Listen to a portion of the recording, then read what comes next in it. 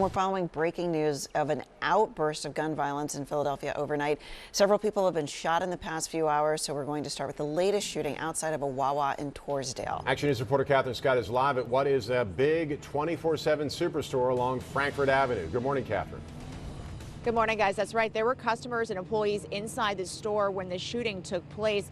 No customers or employees were hurt, but a 34-year-old man was taken to the hospital in stable condition. And this morning, you can see the shattered glass on the door at the Wawa in Torresdale on Frankford Avenue. This happened around 4:15 this morning. A 911 call came in for a report of gunshots in a parking lot outside the Wawa on Frankford Avenue. Police say the victim had initially been inside the Wawa where he was arguing with someone else. They walked outside, and that's when at least 2 shots were fired. An employee told police one of the men, possibly the shooter, was holding one of the outside doors open, and the victim was in the vestibule between the 2 doors. The interior door does have that bullet hole in the glass, and there's a bullet hole in the wooden trash can on the other side of the Wawa by the front door. So police say they're lucky no customers or employees were struck by stray gunfire.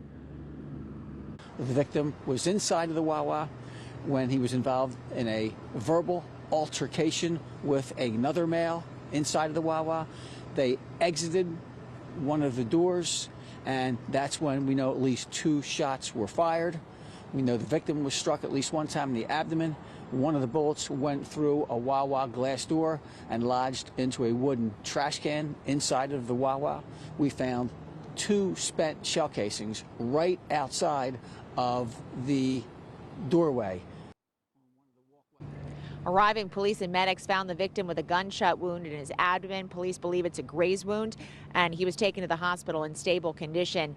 Police say the victim had a handgun, but they don't think he pulled it, and they also believe that he has a valid permit to carry, but this all remains under investigation. This morning, detectives were here at the store. They were looking through the surveillance footage to see if they could find a more detailed description of the shooter. And as for the employees here, they're trying to clean up and trying to get the store open. A lot of people coming by and wondering what happened. We are live in Torresdale. Catherine Scott, Channel 6 Action News.